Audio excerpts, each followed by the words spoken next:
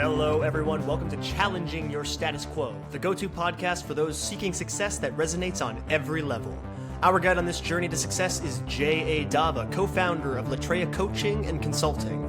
Each episode, we challenge you to step outside your comfort zone in redefining holistic success. Because in order to truly excel, one must rise in all aspects of life: spiritual, physical, relational, and philanthropical. So buckle up.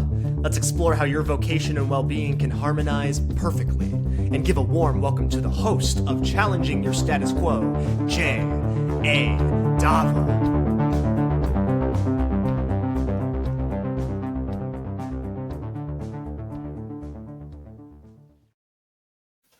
All right, good morning, everybody. This is J.A. Dava.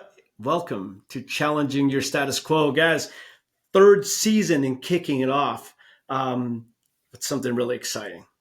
Our guest today is someone that honestly could cover all the gamut as far as just well-beings in life, right? He could cover it all.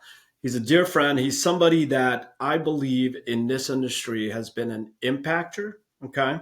Not just an influencer, but an impactor. Because as far as I'm concerned, you can influence within the business, but someone who impacts goes beyond the business world. And everyone, I know that you come in and you want to be able to listen to some of the vocational success that happens in our industry.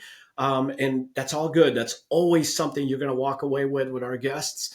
But the other thing that becomes even more important is, are you holistically in place? Right? In other words, are you vocationally successful, but somehow empty in other areas of your life? And let's just talk in a quick recap what the 5 well-beings of life are that I believe should accompany your vocational success. All right. And that is your spiritual well-being. How are you doing spiritually? Some of you guys, I have a client that surfs, and that to him is spirituality. Some of you guys just like to do yoga, and that's part of your spirituality. Some of us believers, study the word, we get into our devotions, all of those things. That could be spirituality. But spiritual bankruptness is something that affects us tremendously. There's also the relational well-being. Relational well-being, what about those people that matter to you? And let's start on the business side. Your team, the people that work around you, the people that literally see you every single day. But let's go a little bit deeper. How's your family? How's your friends? How's that circle, right? Are they healthy?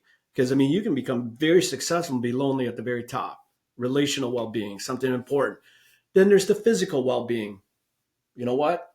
You can become extremely successful and all of a sudden not be around because all of a sudden something happens to you because physically you're not anywhere near the shape that you should be to enjoy the things and to bless others, by the way, with it. And then there's the mental well-being. Such a situation today's world, right? And it started really even heavier during the COVID world and continues today. The mental well-being, how are you doing there? What are you feeding your mental well-being? And then there's the philanthropical well-being. I believe that being blessed in a business. So if you're here and you want vocational success, one of the greatest privileges that I have every single day as being a coach and being a trainer is being able to take whatever it is that's being put into my head and in my heart, and I get to share it with you. And sharing to me is so much more rewarding than getting, believe it or not, right? Sure, all of those things are important. But the reality is there's nothing that feels even better than when I'm sharing whatever it is that I've been blessed with. So you hear me say a lot, be blessed and go be a blessing.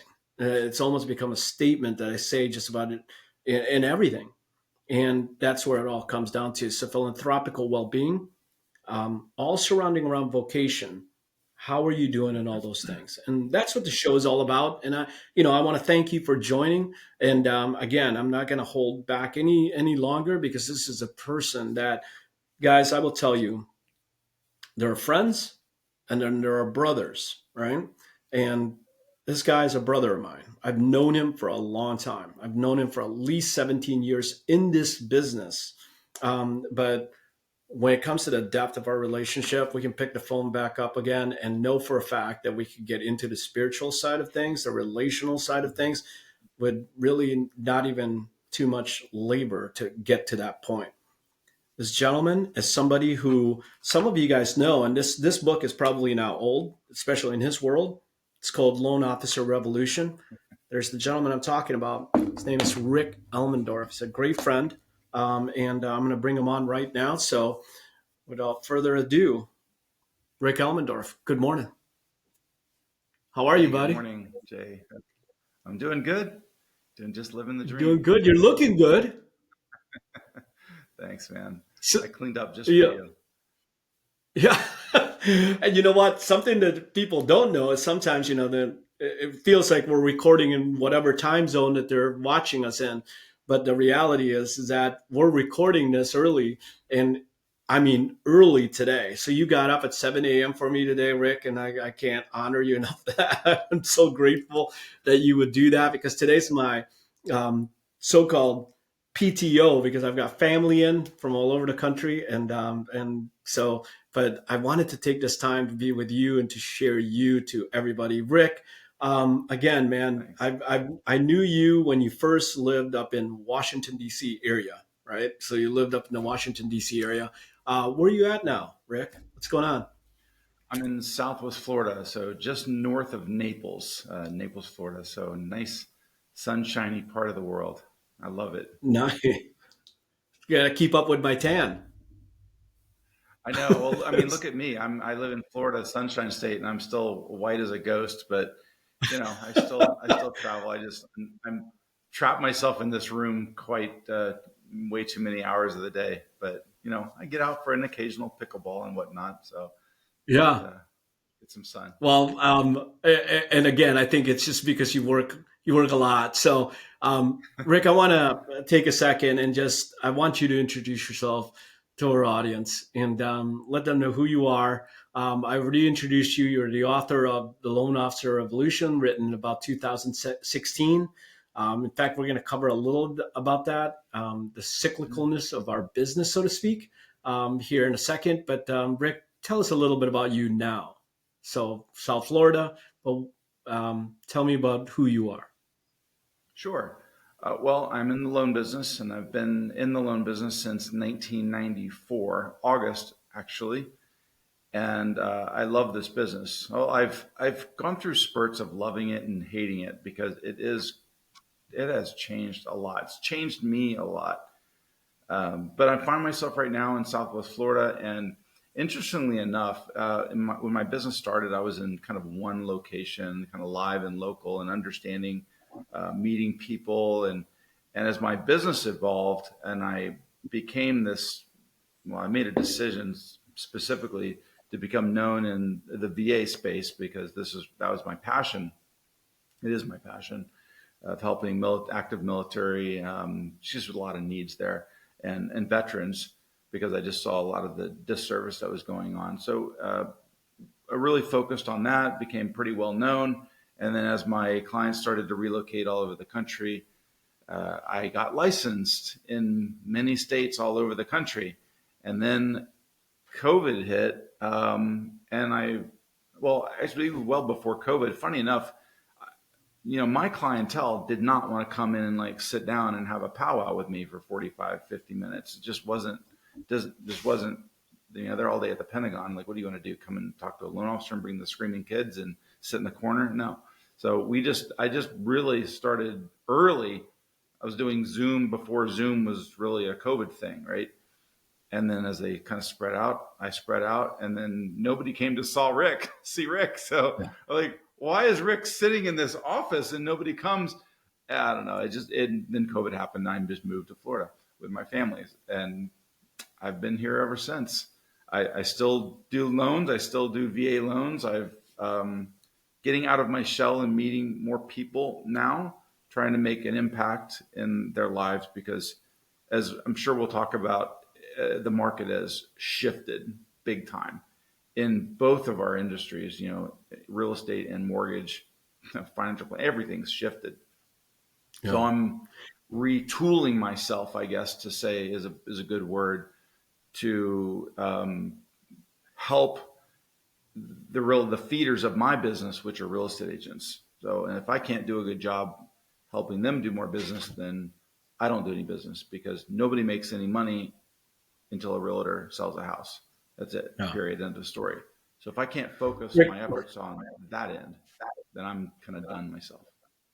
But Rick, you're a humble I see man, that. man. Because there's so many things. I've had guests on here that will tell people who they are and everything else. So I'm going to brag on you just a little bit, if you don't mind, because I've Sure. seen you go through the whole gamut. So part of my bragging about you has everything to do with the fact that I also know the depths of you, right? And I think I first met you, Rick. You were at about a $65 million producer, I believe.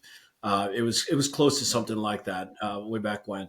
And somewhere along the way, you climbed into the 6-digit numbers, right? And did 100 million, 150 million, 200 million, above 200 million, and have pretty much the rest of the story is that you've always been in that level type of as a loan officer, and have been an incredibly top loan officer, someone that could easily sit down and write a book called Loan Officer Revolution, by the way, right? And I know you've authored another book, and you're now authoring, or in the middle of creating a third book, and Mm-hmm. I highly recommend it because it's relevant to the times, specifically. And one of the best parts about your book, The Loan Officer Revolution, I remember from way back when, is that it wasn't the kind of book that if I read it, Rick, that I wouldn't know what to do with the rest of the story, that I'd have to contact you, I'd have to go into some sort of a contract with you or something like that for me to get the rest of the story. As thin as it is, and I always tell people, it's like bathroom reading, man. You can sit down and you're done with it at the end. And Take you it with you got, on the toilet. No big deal, man. yeah, I'll it's read it not in a a big deal, heartbeat. right? Yeah, what a picture that is, right? But I didn't go that deep into it, but but the reality is that you could walk away from that at this point knowing all sorts of things, like what tools to look for, what sites to go to. I mean, you didn't hold any bars at all, and kept it. You just gave it all out, and that's always been the kind of heart that you've had, even as somebody who I believe. Are at levels that most teams won't get to. Okay, you were able to do that, and but you're so giving from that perspective. So, like I said, you're a very humble man. But I think as we get to do this interview together, people are going to start to realize where that humility comes from, and why, right? But anyways, I just want people to understand that whatever, you've got a book out there called The Loan Officer Revolution. What's the second book again, Rick? It's called What's the 3% second? lower, and Three 3% three lower. percent And lower. it was really, yep. And it was designed to, uh, there was just so many questions I got. When I get upset, I write a book, and that's just kind of the way it works with me. And it was just we were trying to solve the problem of helping sellers sell in a very difficult market as the market shifted. So people were talking about these temporary buy downs and whatnot, and what is a 3-2-1? What is a 2-1? Well, they were like, what is a 2-1 buy down? What are these buy downs? I'm like, well, there's a better buy down. I did it on my house. I do it on try to do it on as many people's homes as I can to help with the affordability issue, because that's really what it became. It was an affordability issue. People were not buying homes because of affordability. It wasn't because of the prices. It was the affordability of the mortgage rates. And if you ask anybody, what's the most important thing? And they wouldn't even care what the rate was or the price of the house if the payment was where they wanted it to be. And that's really what I've come to understand. And it was the precipice of the book was to explain the program and kind of like what the problem was. And it was designed towards sellers and really and kind of real estate agents, like, understand this program, please. It's not that difficult to understand, but it's very difficult to negotiate. And that's where it all fell apart. And I found myself kicking myself. Why is this not being negotiated in the deals? And so there's just a step process that I came in and I talk about in the book to help real estate agents negotiate it. And it's just a very simple way to do it. But it's, I don't know, sometimes the simplest things are the hardest things to get. Kind of like Yeah. So it's spirituality, actually right? so it's There's got to actually be a more good. to it. Yeah. There has to be more to it, right? But I mean, More to but so it. that book, So that book is actually really good between loan officers and real estate agents, and so is this, by the way. And then That one needs an update. That one needs. I'm well, like this one does. so lazy. This one does for Yeah, sure, right? that one needs an Absolutely, update. but again, foundationally, it's still a good read, very specifically because of the fact that it's some of the tools in here might be what needs updating, but there are some foundational things in this book, by the way, Yeah.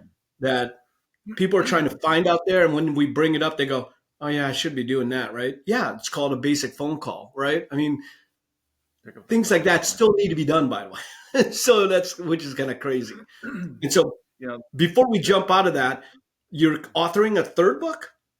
Do you care to share any of what that might be? Preempt us a little yeah. bit. So the third book, I haven't really nailed down the title. I think I have. I didn't like any of the suggestions ChatGPT gave me. By the way, I don't. Okay. I write all my books. I don't have ChatGPT write it.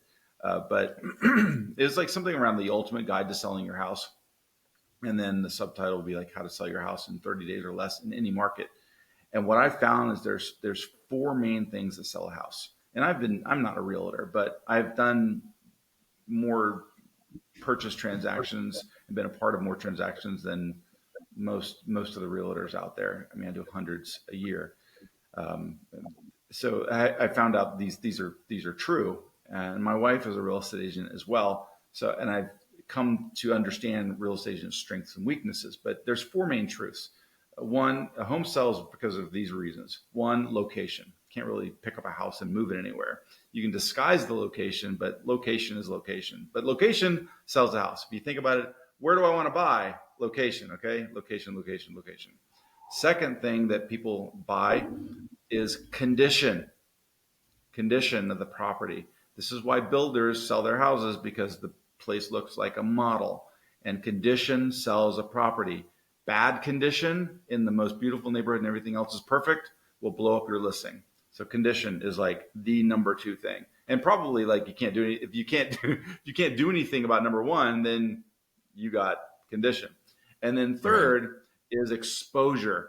This is where I think most agents blow it, and where there's such an opportunity for loan officers to fill the gap, because exposure is something a loan officer can actually partner with a real estate agent to help accentuate the exposure of the property.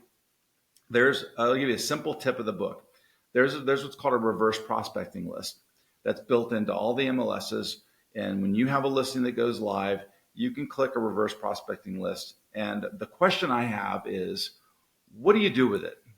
Like, what do you actually do with it? Do you like hit select all and like send my listing to everybody? Ooh, everybody saw my listing. It's great. Nobody's going to see that email. The idea is, if you look at all the top brokers in the country, and I've talked to a lot of them, is that, and I'm getting input from a lot of them, you have to sell your house now. You can't just stick a sign in the yard. You can't just do your open houses. You have to have a plan of attack and exposure, using the reverse prospecting list, using marketing the correct way, using your loan officer and their ability. I mean, email campaigns off the reverse prospecting list. And then the last thing, number 4, is price. And if you notice, price is the last thing. And price, I'll call it price or incentives. And this is where I've gone into probably my most important project, we'll call it, in helping make housing affordable, helping sellers relocate, and helping agents gets more listings. It's called Project My Home. And what we've done is we've created a program where every listing that we deem an approved listing is a Project My Home approved listing. It comes with special financing. It's no smoke and mirrors. It's literally a loss leader. And I'm not trying to like bait and switch anybody. It's truly to make it a specialty listing. Builders do this. Builders do this all day long. You think about it. They don't touch price. They don't like to touch price. So what do? Looks like a model home. They expose it to all the brokers. They don't touch the price, but they give you massive incentives. So those are the 4 things in the book, and we're going to go deep in all those areas, and then mainly how a real estate agent can learn from the best of what they're doing in all those areas, and then how a loan officer can partner truly partner with the real estate agent to help increase that exposure, protect the price of the seller, and then help accentuate that property with incentives.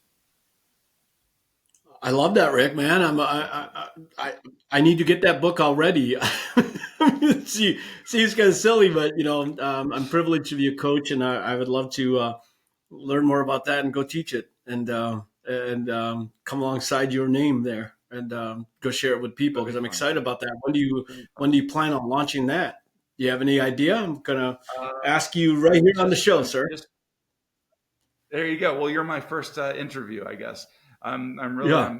I'm interviewing agents right now. Got this cool little thing called, you ever heard of this thing called Plod.ai for your listeners? PLAUD.ai. I'm not paid by Plod either, but I love it. It's so cool. You can like transcribe the things and it does this AI little note taking. So this is what I'm using to record all of my interviews and Yeah. remember. That one is Claude, CLAUDE.ai.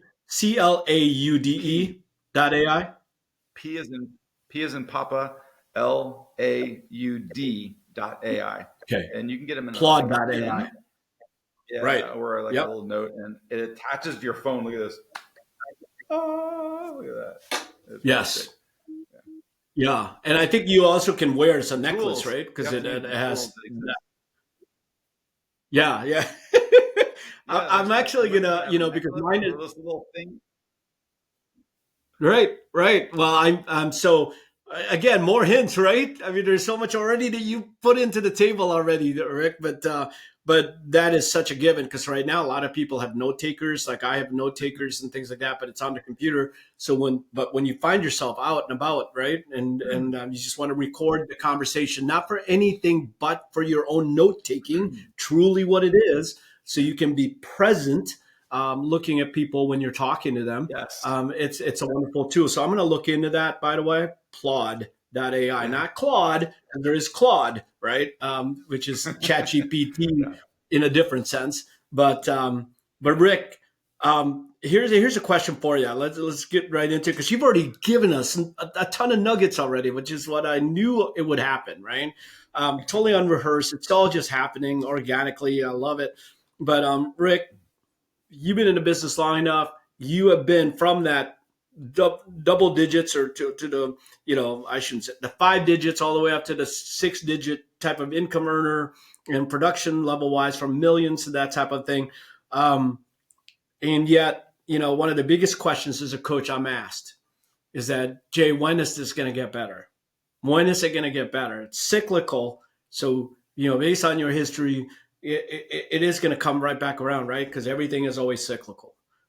Rick, I want to know from someone like you, whether it's, you agree with that or you don't agree with that. Is today's world in the mortgage business just part of the cycle that we all belong in? What do you say to that? Man, I don't think it's a cycle. Like I think that, years ago, I kind of felt like I was Joseph living in the land of Pharaoh. I'm like, I feel like I was in the 7 years of plenty. Like, I really thought that that's what it was. And when we hit 2020 in the mortgage business, I'm like, man, we're halfway in. This thing is not going to last, because nothing like that is sustainable long term.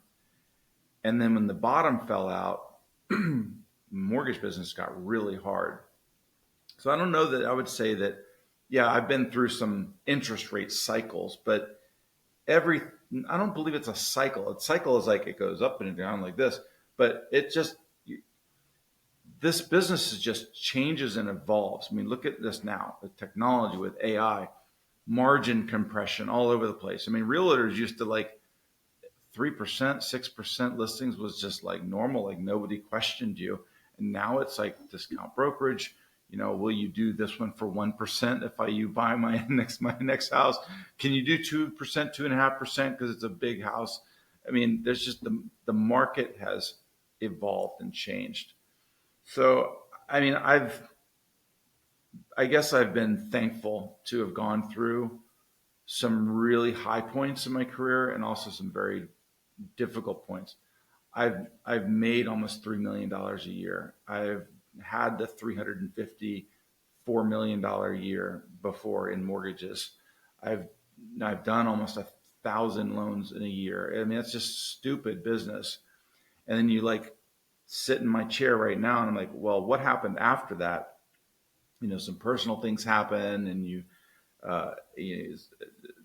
change of companies, and then you wonder like, what in the world just happened?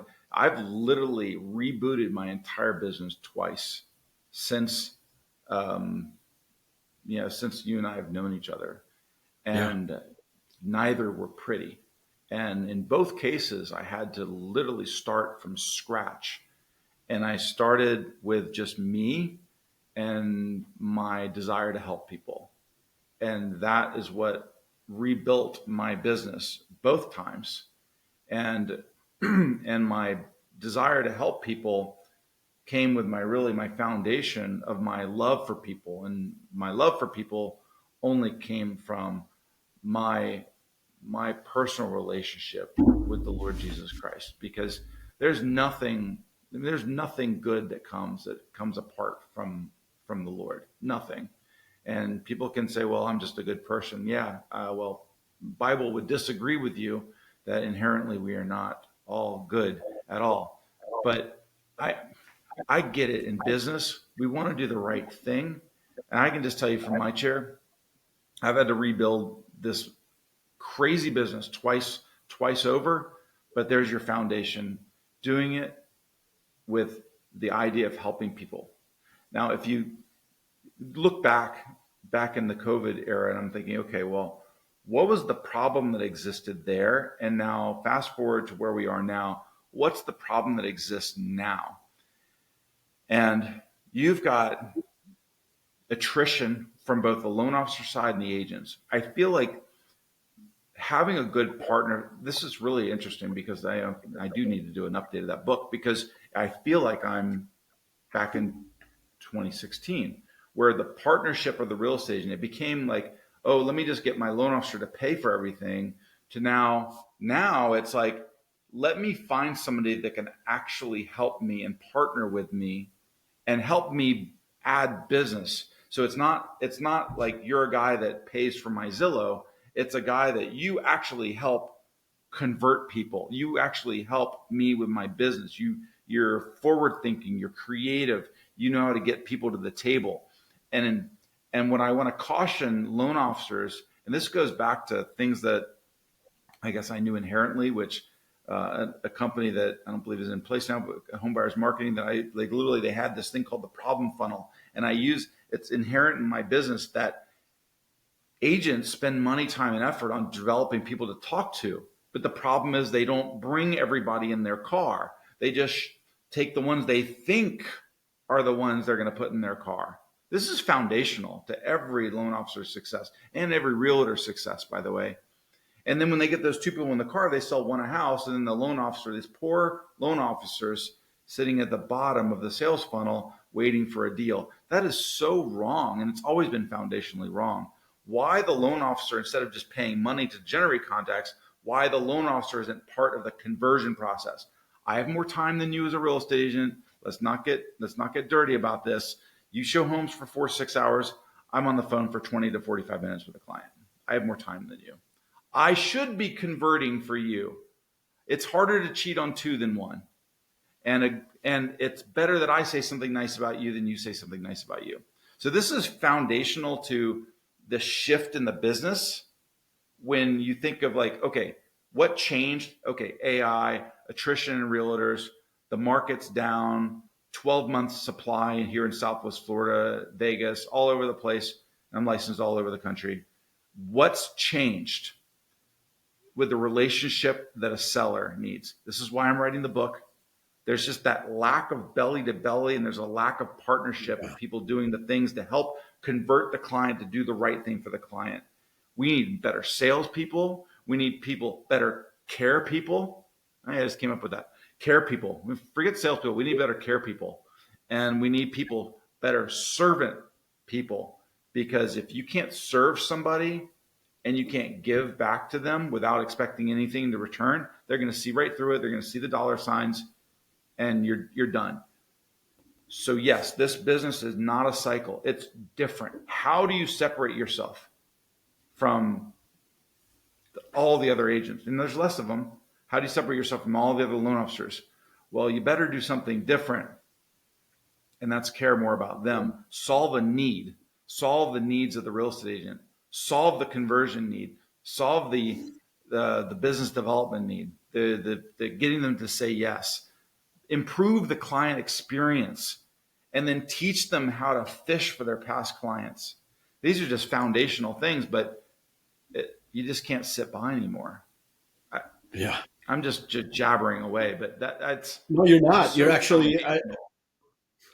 you just gave an incredible piece, and I think you even caught yourself hearing yourself on that one when you said better care people rather than better salespeople, right? You caught yourself on that because it's something again that moves through you, and that's where a lot of people might think it is a cycle because oh yeah, it's got to come back around to that. But the biggest difference is that people actually have to care about human traits at this point, right? Because Mhm. people in the AI world have brought themselves almost to the same level of intellect.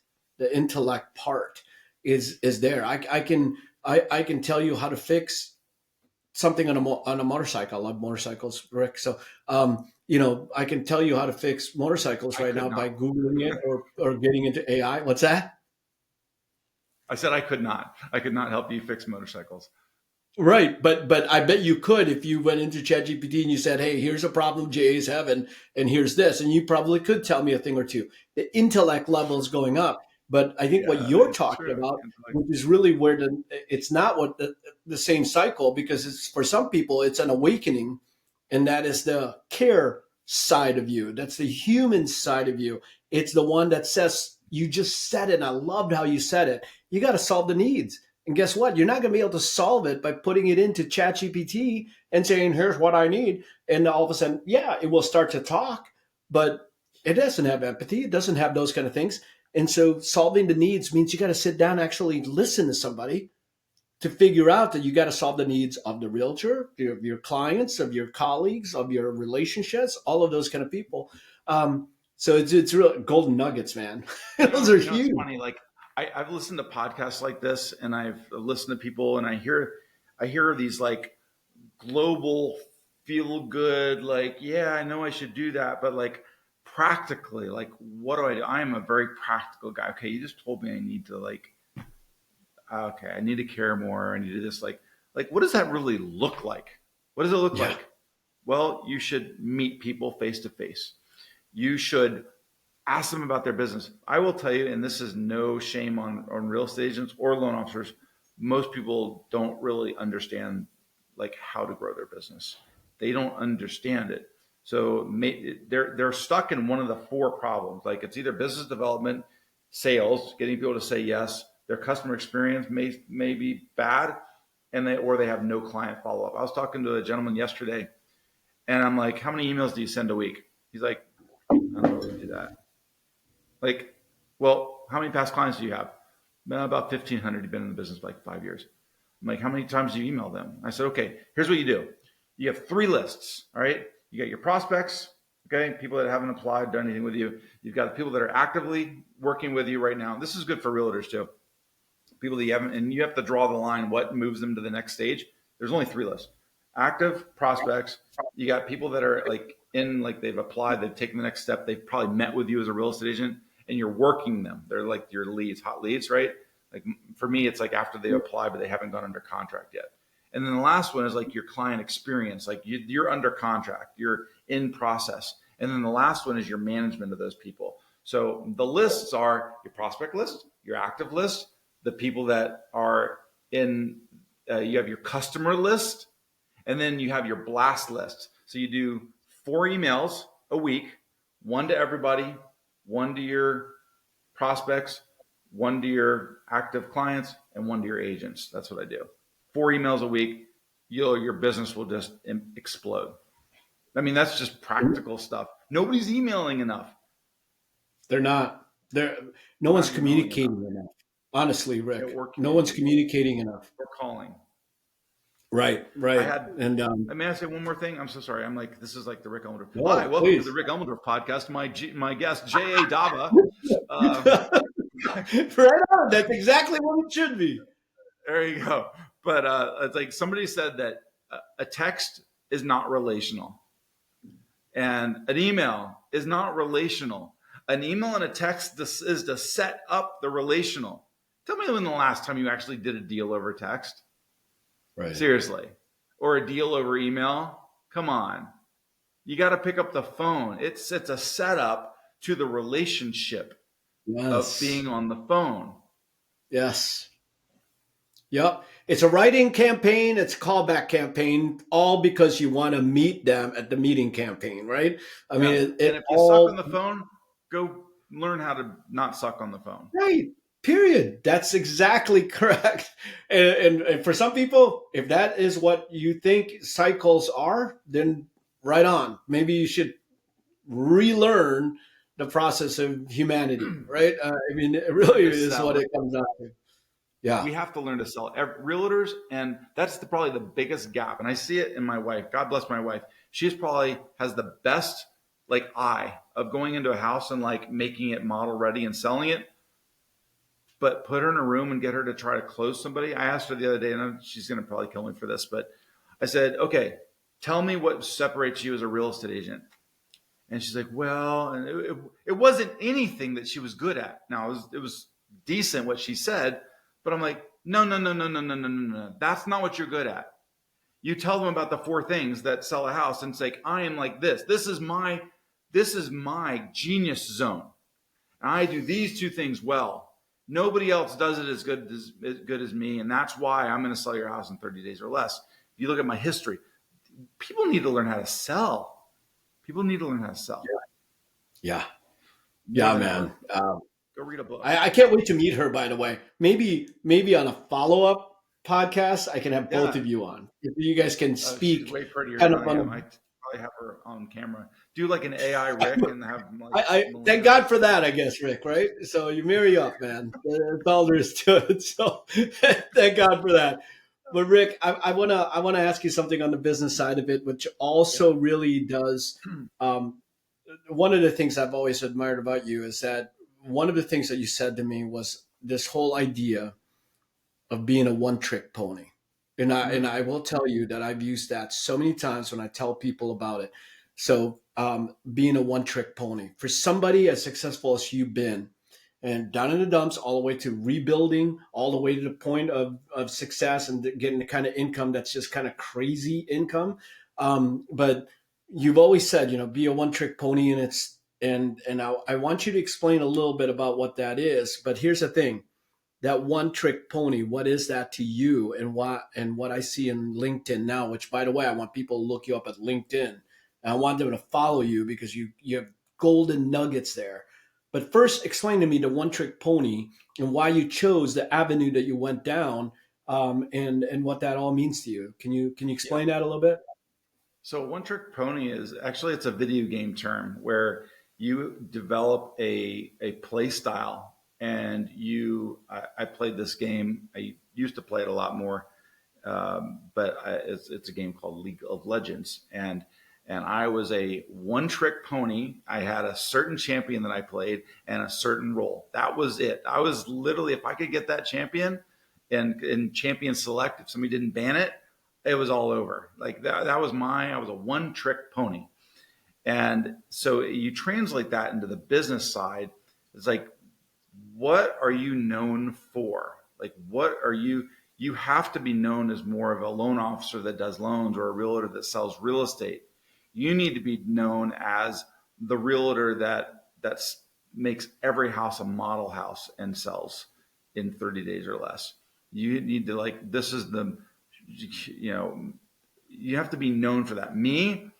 I made a very conscientious decision, strategic decision to let everybody know my expertise in VA loans. I will tell you, I know VA loans, I would bet better than anybody in the country. And I'm not trying to say that proudly or anything. This is because I've read the guidelines. I know it in and out. I've done hundreds and hundreds, thousands of VA loans. and I know all the nuances.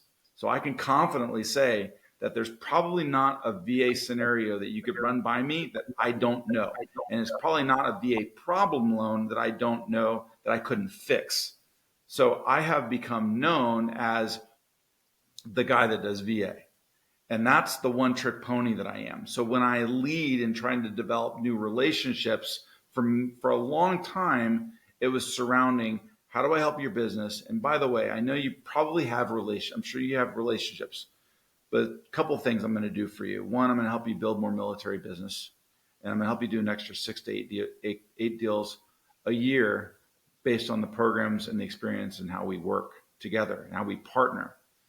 And, are you open-minded to a discussion, bringing on a new loan officer?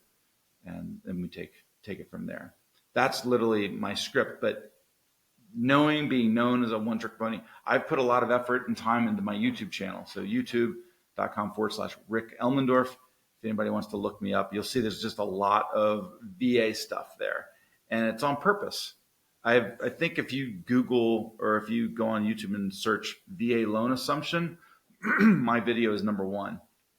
And because it was such a problem. People were asking so many questions about it. I'm like, man, I need to do a video about this, because like everybody wanted the 2.25% VA rate, right? And there's just so much misunderstanding. And so I tried to do that video of explaining it. And it was kind of more of a slant of like why they aren't closing, because people were wondering, why aren't these things closing? Anyways, but be a one-trick pony, focus on your niche. What do you do good? And just double down on it. That's it. If there's a guy on my team that's really good at first-time homebuyers, he knows everything that there is to know about first-time homebuyers. Like, I don't even know everything that he knows about first-time homebuyer. And the guy is like a savage. He'll go and research everything, but he did the research, and he's an over-preparer. He'll admit it. But he now has the knowledge for first-time homebuyers. And oh my goodness, this guy, I'm like, first-time homebuyer, yo, David, like, what's the deal with that? Like, I need you to talk to this. Right. Be a one-trick pony, learn something and be great at it. So it's interesting because I talk about that to people that I coach, and sometimes, in fact, a lot of times they'll say, well, but that limits them. I mean, there's FHA, there's conventional, there's all of that. And my direct response always, and that always sounds so combative, is like, yeah, but he's continuing to stay at that high level because he gets them all. Honestly, does it limit you to just get nothing but the VA loans? So are you limiting yourself? So I'm known as the VA guy, and 70% of my business is VA. The other 30% is everything else. It's a door opener, and it's, again, what you're known for. It doesn't mean that I'm not very good at everything else, because I am, and my team is very good. So no, it doesn't limit you at all. It's just, if you ever talk to a marketing person, they're going to bring you down. Okay, we're going to develop your avatars. And I was like, okay, this sounds like a lot of work. No, but just, okay, who is your like ideal client? I know this is kind of weird. Like, who is your ideal client? Like, and forget who calls you. Tell me who your ideal client is. If only first-time homebuyer people are calling you, and you really just, it's not your thing, then don't make it your thing. Who is your number one client? Who's your avatar? Yeah, mine's VA. Mine started with really active duty home buyers. That was really my thing. And then with my age now, it's like I'm more relate to the veteran or recently separated or retired guy. So that's my avatar.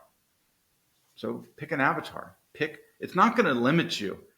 Think about it. Everybody knows somebody. And if you do a good job of programming them to refer you, that's where the ancillary comes from. Because not every military man knows another military man.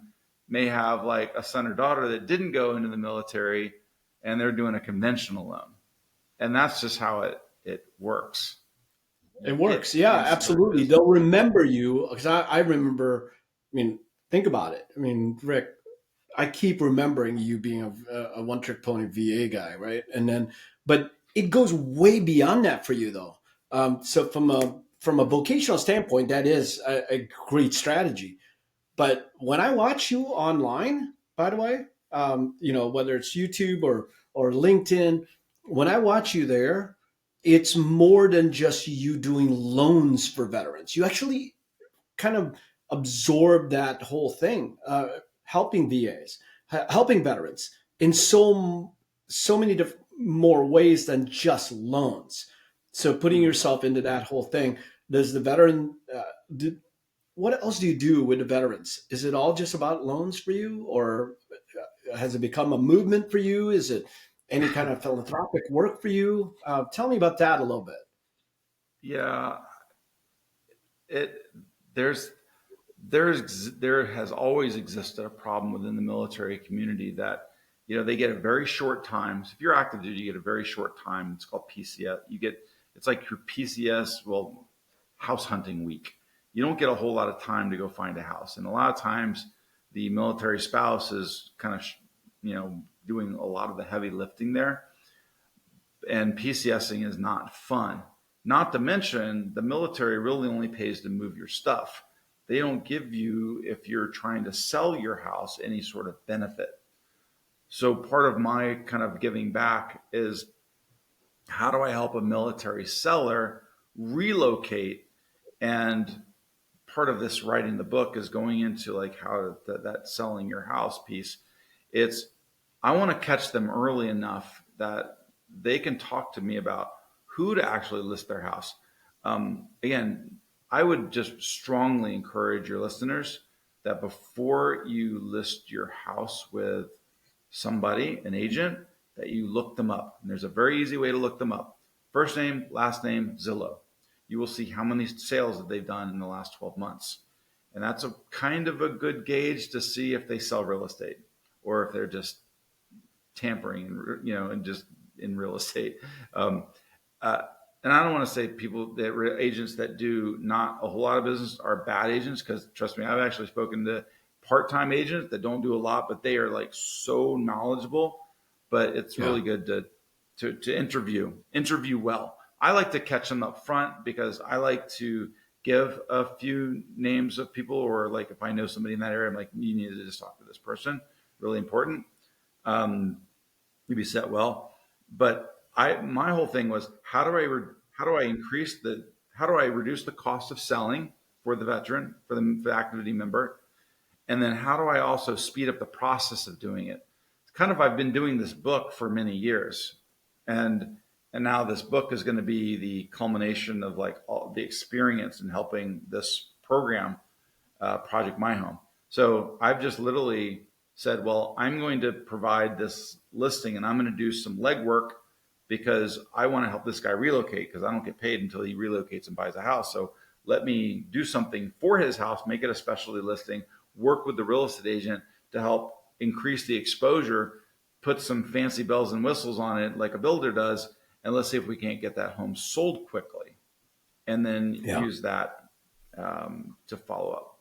So that's kind of what we've done there. Been very appreciative of it. Well, you embed yourself into that world, right? So being a one trick pony isn't just a matter of knowing how to do VA loans. It's really just kind of putting yourself there, because the trust factor is very, very important. The sincerity, all of the things that make you who you are as that one trick pony isn't a trick.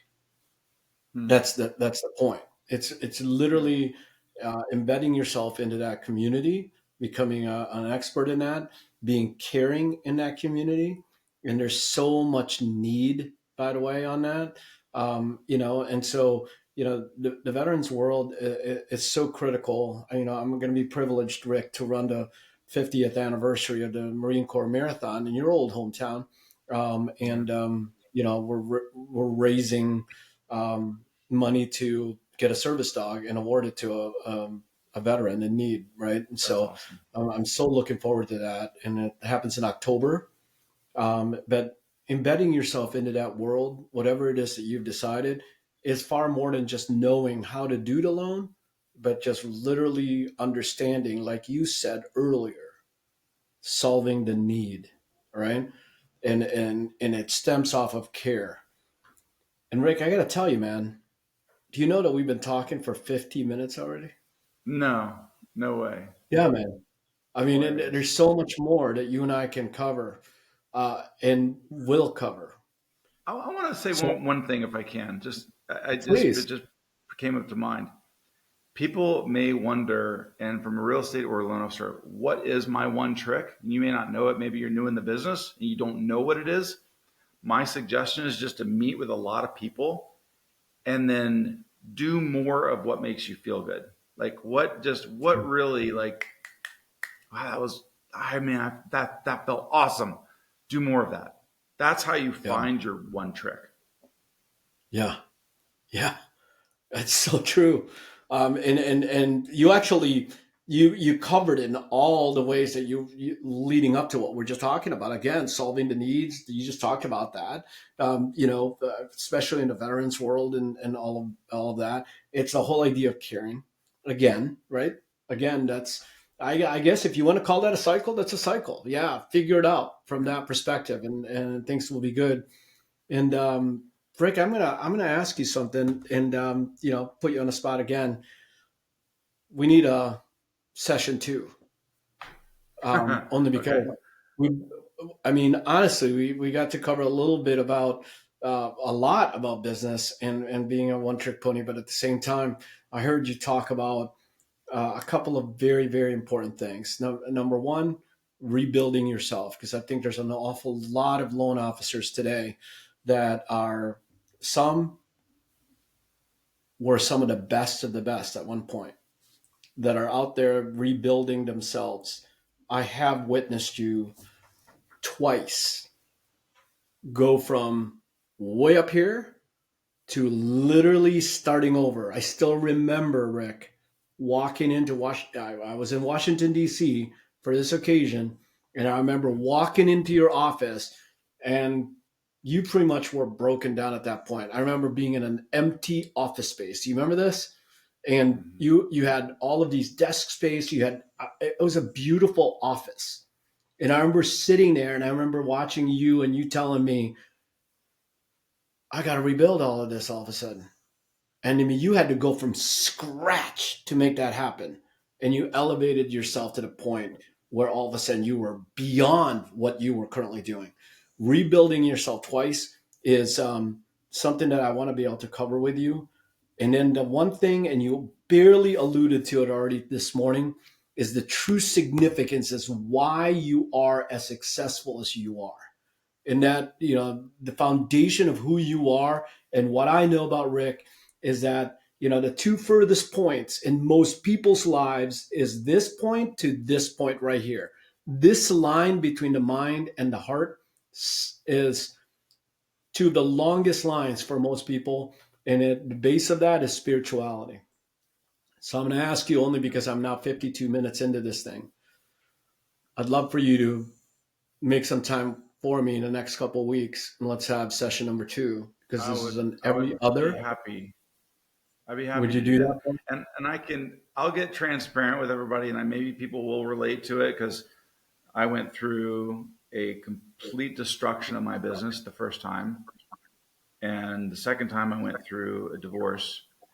And in both areas, it was so difficult to rebuild. Both of the rebuilds were different, but had a lot of the same mechanisms. And I'd love to maybe get a little vulnerable and share. It's going to be great to share all my dirty laundry, but if it helps somebody, then great.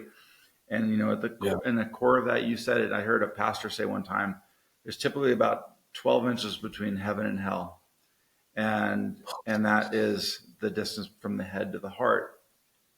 And I would love to go into more of my journey and how I came to know the Lord, because it's it may resonate with some people, because the reality is that we are not good. We are not good people. We think we're good. We try to be good, but we're not good. And we may know about Jesus, but have never don't have a relationship with him. And that's just the reality, is that when you come to a broken state and you realize that you are worthless, like filthy rags before a holy God, that he has a demand of holiness that you can't ever achieve, then the only thing to do is to follow what the scriptures very clearly teach, that you recognize and that you repent of your sin and you recognize what Jesus did on that cross. When he shed his blood, he shed that blood for you and for me, and he covered our sins, literally was our substitute on the cross, getting the wrath of God that we deserve. And he took it upon his body. And when he rose again the third day and giving us the promise of the Holy Spirit, that we one day, if we trust in him and we repent of our sins and we call upon his name, the Bible says we are saved. That is a transformation of a head knowledge to a heart knowledge. And what a change that happens in the believer, the power that we get to witness, the power that we get, and the wisdom that we get to run our businesses and lives. It all starts there. And I would encourage, if anybody has not ever done that or realized that or are in a broken state, that they can truly cast their cares upon the burden bearer, which is Jesus, who paid it all and wants you to give everything to him. And that's really what it all boils down to. It's just a simple confession. I'm not good, Lord, and I just give everything to you, and I trust in what Jesus did on the cross for me. And I can't give you words because prayers don't save you, but I will tell you, a repentant heart, God promises that he will never push aside, and he will save you if you call upon him. And it'll change your life. It'll change your business. It'll change your heart, and it'll put you in a position where you just can actually really, truly love and serve others. God, Rick, I love that, man. What a great way to end this show. Truly, because it's funny how we work towards things, right, Rick? I mean, we can plan all day long, and all of a sudden it changes, because I've never had an episode that has to be continued at the end of it, right? And I'm asking for you as a special favor to Sure. be episode 2, right, of season 3, and to be continued, because this one needs to be continued. And we'll pick up right from the 12 inches from heaven to hell.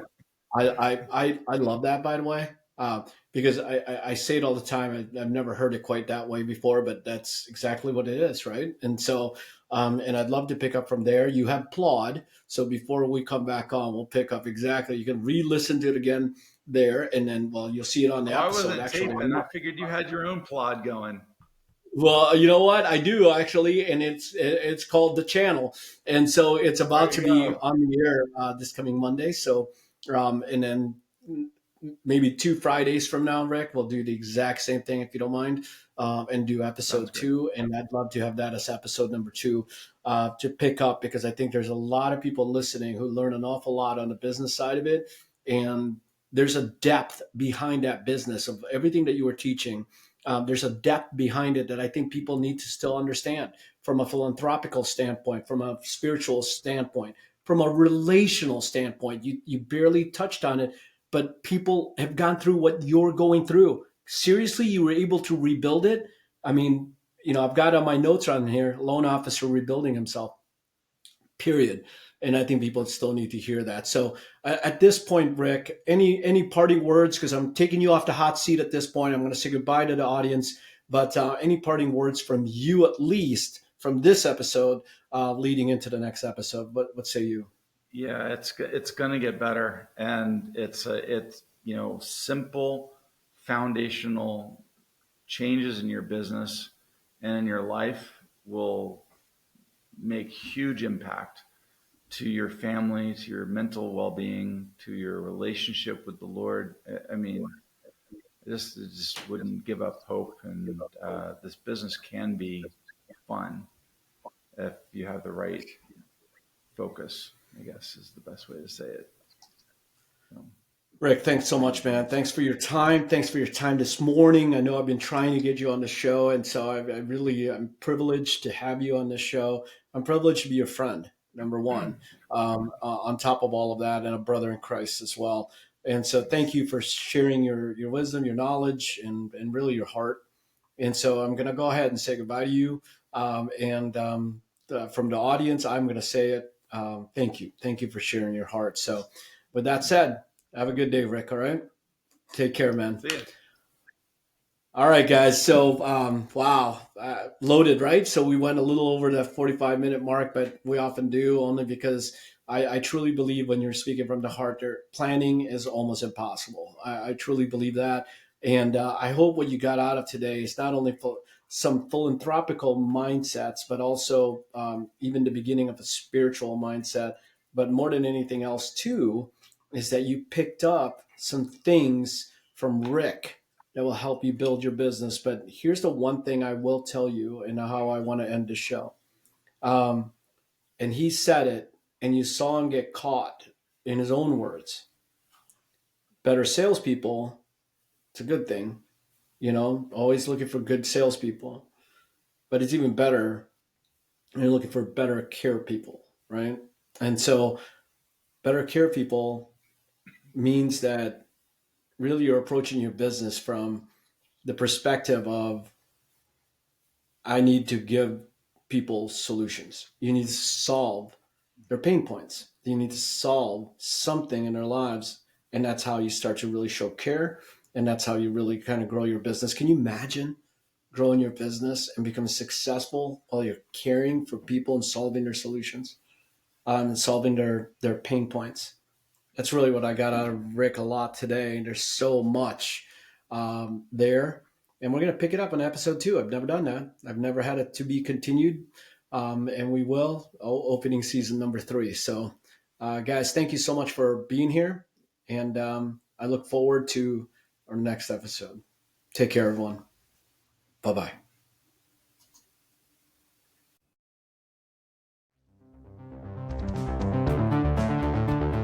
And that wraps another episode of Challenging Your Status Quo. We hope you found inspiration and practical wisdom to carry into your daily lives. If JA has inspired you, join our community by subscribing to the podcast. Stay connected with us at latreacoaching.com and through our social media channels where the conversation and growth continue.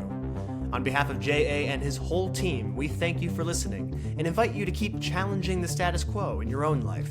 Until next time, remember, pursue excellence, live purposefully, and embrace holistic success. We'll catch you next episode.